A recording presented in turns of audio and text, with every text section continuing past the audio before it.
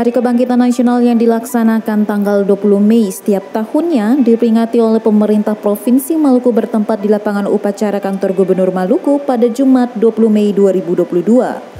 Bertindak selaku Inspektur Upacara Wakil Gubernur Maluku Dr. Andus Barnabas Nathaniel Orno dan Komandan Upacara Dr. Andus Titus F.L. Renwarin MSI. Pada peringatan Harkitnas yang ke-114 ini, Ayo Bangkit Bersama menjadi tema sebagai bentuk seruan agar bisa bangkit bersama dari pandemi COVID-19 yang sudah melanda 2 tahun terakhir.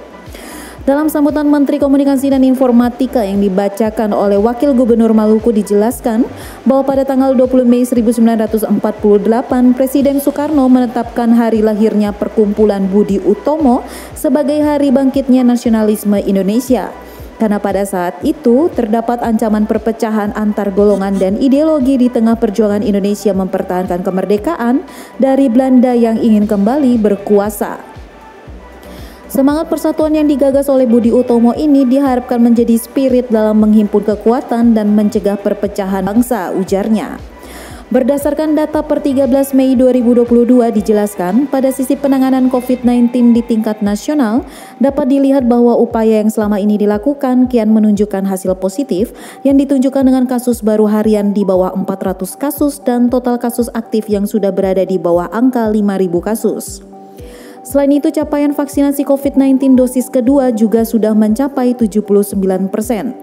Namun demikian kita patut tetap waspada dan terus meningkatkan disiplin protokol kesehatan, ungkap Orno. Dirinya menyampaikan hal ini mendorong pemulihan perekonomian nasional di mana pada triwulan 1 tahun 2022 terhadap triwulan 1 tahun 2021 mengalami pertumbuhan sebesar 5,01%, di mana hampir seluruh lapangan usaha tumbuh positif kecuali administrasi pemerintahan dan jasa pendidikan. Dari sisi produksi, 3 lapangan usaha mengalami pertumbuhan tinggi, yakni sektor usaha transportasi dan pergudangan 15,79%, sektor jasa-jasa lain 8,29%, sektor informasi dan komunikasi 7,14% jelasnya. IRUP juga mengajak para peserta upacara untuk terus bekerja keras dan bersinergi menjaga, mempertahankan, meningkatkan perekonomian nasional Indonesia. Tujuan didirikannya Budi Utomo yang tercetus dalam kongres pertamanya ialah untuk menjamin kehidupan sebagai bangsa yang terhormat dengan fokus pergerakan di bidang pendidikan, pengajaran dan kebudayaan. Budi Utomo telah meletakkan 3 cita-cita bagi kebangkitan nasional, yakni memerdekakan cita-cita kemanusiaan, memajukan nusa dan bangsa, serta mewujudkan kehidupan bangsa untuk memperkuat persatuan bangsa. Pada sisi penanganan COVID-19 di tingkat nasional, kita dapat melihat bahwa upaya kita kian menunjukkan hasil yang positif. Ditunjukkan dengan kasus baru harian di bawah 400 kasus dan total kasus aktif yang sudah berada di bawah angka 5.000 kasus, data per 13 Mei 2022.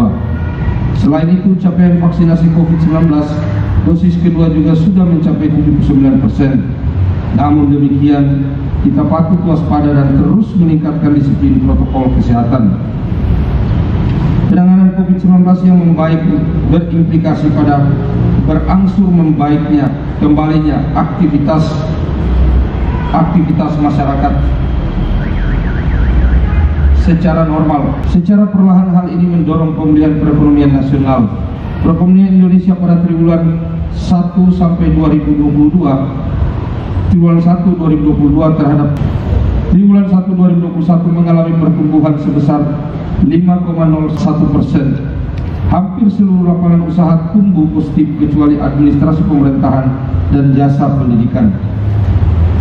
Dari sisi produksi, 3 lapangan usaha mengalami pertumbuhan tinggi, yakni 1 sektor usaha transportasi dan pergudangan 15,79%, 2 sektor jasa-jasa lain 8,29%, 3 sektor informasi dan komunikasi 7,14%. Mari terus kita bekerja keras dan bersinergi menjaga, mempertahankan dan meningkatkan perekonomian nasional Indonesia. Bapak Ibu, saudara-saudari sebangsa dan setanah air, mengutip ucapan Dr. Sutomo, berhasil dan tidaknya usaha ini hanya bergantung pada kesungguhan hati kita. Bergantung pada kesanggupan kita bekerja, saya yakin bahwa nasib tanah air di masa depan terletak di tangan kita.